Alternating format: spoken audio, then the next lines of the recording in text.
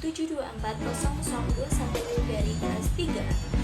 Di video kali ini saya akan membuat video untuk memenuhi tugas UTS pada mata kuliah Pendidikan IPS SD1 yang diambil oleh Bapak Zeri Rahman Hakim MPD.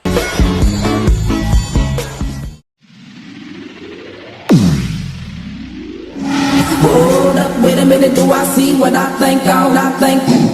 You think, you think, you think, you think, you think, you think, you think, all think, you think, you think, you think, you think, you think, you think, all think, all rain, rain, rain, rain, rain, rain,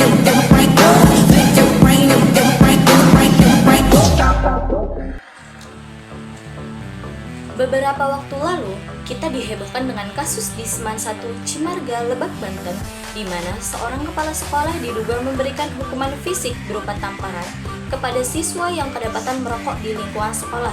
Kasus ini memicu perdebatan luas. Di satu sisi, ada dukungan terhadap ketegasan sekolah. Di sisi lain, muncul kritik keras terhadap cara penegakan disiplin yang mengandung unsur kekerasan. Hari ini, kita akan membedah kasus ini secara tuntas, bukan hanya melihatnya sebagai berita, tetapi meninjaunya dari 4 pilar penting, yaitu aspek hukum, sosial budaya, moral etika dan adab, serta profesional kerja. Kita mulai dari dimensi yang paling tegas, yaitu aspek hukum. Di sini ada 2 pelanggaran yang harus kita pisahkan. Yang pertama, pelanggaran siswa. Merokok di lingkungan sekolah adalah pelanggaran hukum yang jelas. Indonesia memiliki Permendikbud nomor 64 tahun 2015 tentang kawasan tanpa rokok di lingkungan sekolah. Bahkan di Lebak sendiri ada Perda nomor 3 tahun 2023 yang mengatur KTR.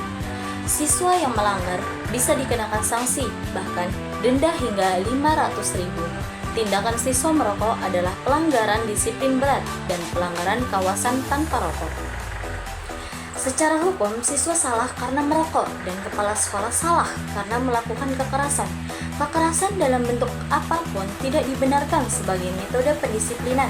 Sekolah harusnya menggunakan sistem sanksi edukatif seperti sistem poin, konseling, atau teguran tertulis.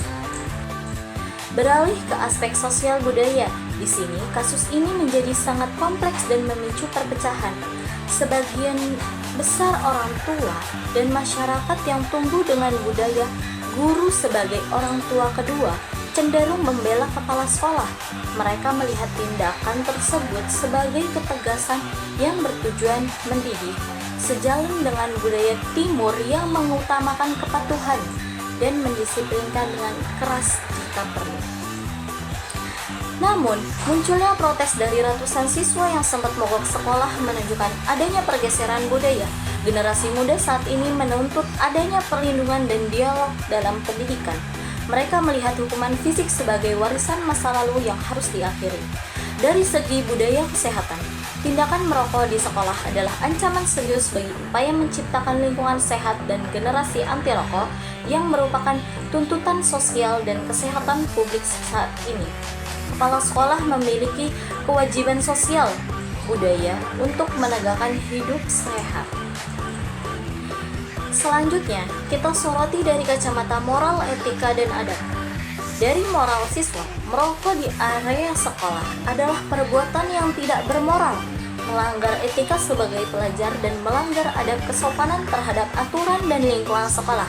Lebih parah lagi, dugaan siswa yang tidak jujur saat ditegur mencerminkan kegagalan pembentukan karakter kejujuran yang jauh lebih serius daripada sekedar merokok. Selanjutnya, dari etika pendidik. Kepala sekolah sebagai pendidik seharusnya menjadi teladan dalam pengendalian diri dan metode mendidik. Meskipun frustasi dengan kejujuran siswa, etika seorang guru dan pemimpin harus menempatkan akal sehat di atas emosi. Kekerasan melanggar etika dasar profesi guru yang seharusnya mendidik dengan hati, bukan menyakiti fisik. Dari konflik moral, kasus ini adalah konflik moral antara niat baik untuk menegakkan kedisiplinan melawan cara yang salah secara etis dalam pendidikan. Cara yang salah akan merusak niat baik karena dampak trauma fisik dan mental lebih berbahaya dari pelanggaran awal. Kemudian yang terakhir ada aspek profesional kerja. Ini menyangkut kinerja kepala sekolah dan sistem sekolah secara keseluruhan. Sebagai kepala sekolah, beliau adalah manajer dan pimpinan tertinggi.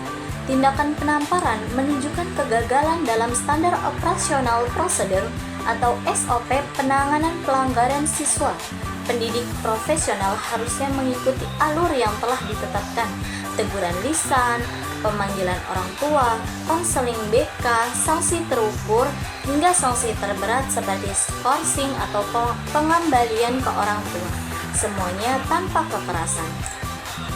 Penonaktifan kepala sekolah meski kemudian diaktifkan kembali adalah tindakan administratif yang profesional dari Pemprov Banten untuk memberi ruang investigasi. Ini adalah prosedur standar dalam manajemen kepegawaian untuk kasus yang melibatkan dugaan kekerasan. Kasus ini menjadi evaluasi bagi seluruh tenaga kependidikan. Profesionalisme bukan hanya tentang menegakkan aturan, tetapi tentang bagaimana aturan itu ditegakkan, yaitu dengan disiplin positif dan pendekatan yang edukatif. Kasus MAN 1 Cimarga adalah alarm keras bagi dunia pendidikan kita. Siswa harus disanksi atas pelanggarannya, namun guru juga harus dihukum atas kekerasannya. Solusi terletak pada penegakan disiplin yang ketat dan penerapan sanksi yang humanis, edukatif, serta sesuai koridor hukum. Mendidik adalah tugas suci. Mari kita laksanakan dengan profesional, etis, dan tanpa kekerasan. Terima kasih sudah menyimak tinjauan kritis ini. Sampai jumpa di analisis berikutnya. Semoga bermanfaat. Wassalamualaikum warahmatullahi wabarakatuh.